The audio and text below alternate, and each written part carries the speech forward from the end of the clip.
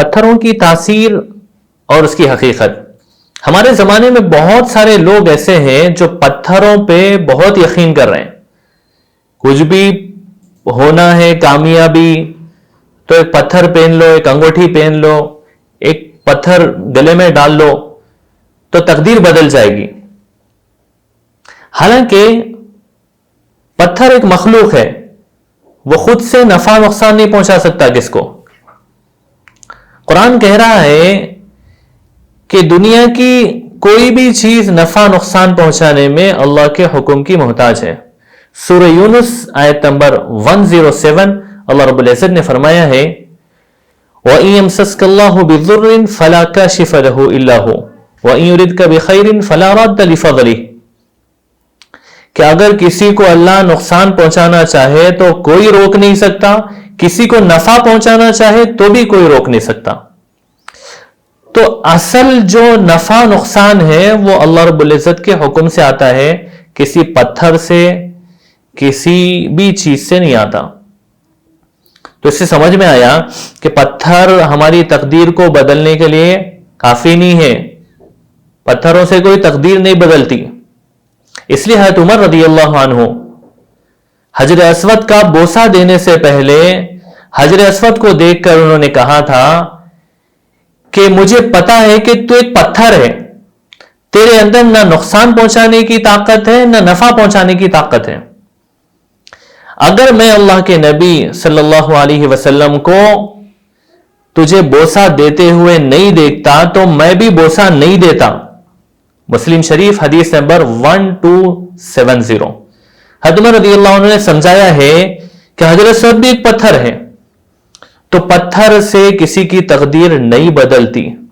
یہ عقیدہ مشرکوں کا ہے, یہ عقیدہ رکھنا حرام ہے, گناہ کبیرہ ہے کہ پتھروں سے تقدیر بدل جائے گی. اچھا, اس زمانے میں مسئلہ ایک یہ بھی ہے کہ بہت سارے حدیثیں بنا لیے گڑی ہوئی کہ عقیق پہنو یہ مبارک پتھر ہے, یہ حدیث لکھی ہوئی رہتی, اور پتھر بیچنے والے سمجھاتے, وہ کہتے زبرجد پہنو آپ کی تقدیر زبردست ہو جائے گی. عجیب بات, کوئی حدیث میں نہیں ہے.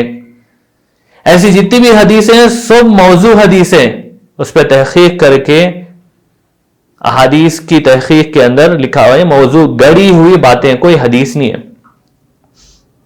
تو اس لیے ایسی حدیث کوئی بیان کرے تو اس پہ یقین نہیں کرنا چاہیے.